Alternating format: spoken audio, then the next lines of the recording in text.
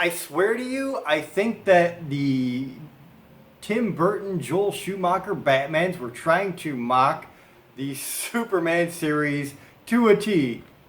So you have four basic movies to start out with. The first two were pretty good considering the time, the effects, and, where movies were at.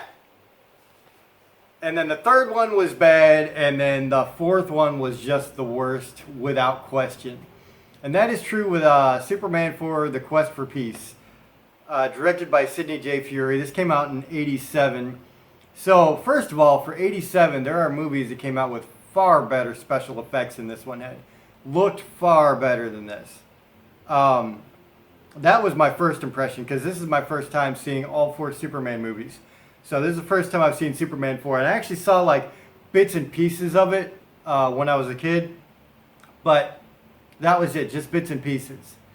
So you have Christopher Reeve as Clark Kent, Kal-El, Superman, Margot Kidder as Lois Lane, Gene Hackman as Lex Luthor, Mark Pillow as Nuclear Man, that should tell you something right there, Jackie Cooper as Perry White, Mark Clure as Jimmy Olsen, John Cryer as Lenny.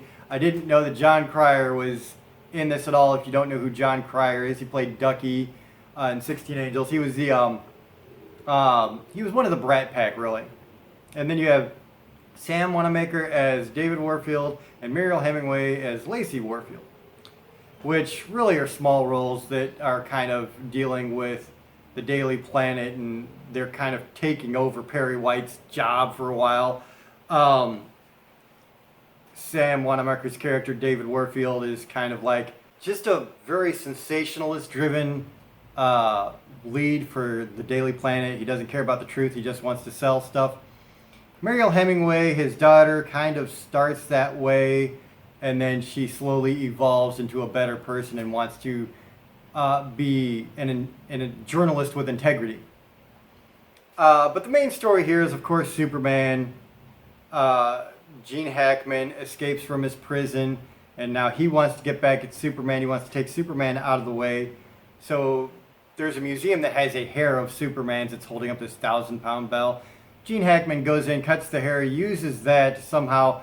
He throws it into the sun. He has a torpedo that he shoots off, and Superman throws it into the sun, and it creates Nuclear Man.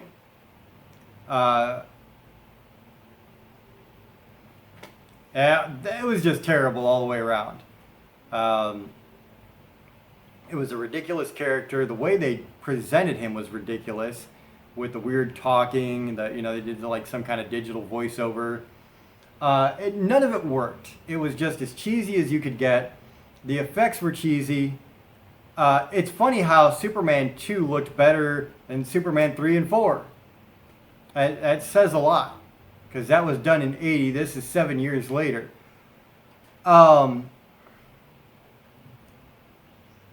So I don't know that Lenny added anything to it. He was kind of like the replacement for Ned Beatty's Otis, just kind of like this bumbling, goofy person. And so you wind up having some very bad fight scenes between Superman and Nuclear Man. And once Nuclear Man is destroyed, Superman throws Gene Hackman's Lex Luthor back in prison, back in this work yard that they picked him up in. And it was just a jumbled mess, honestly. They did try to get the Clark Kent Lois Lane relationship back in the works. Superman again reveals himself to her, but then changes that and erases her memory again. I don't know, man. This whole movie was a mess for me. It really was. And it's sad because it was Christopher Reeve in his last Superman performance, which is sad within itself, but then equally sad that this movie was it.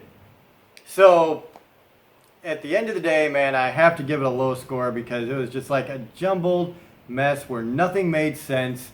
It was a case of very bad plot structure. Just bad all the way around. So, ladies and gentlemen, I'm going to give this a 3.5 out of 10. That's where I'm at with this movie. It was just bad. Let me know what you think in the comments. If you enjoyed this, hit the like button, subscribe, and share. My name is Kevin Jackowitz. Kaged Nation out.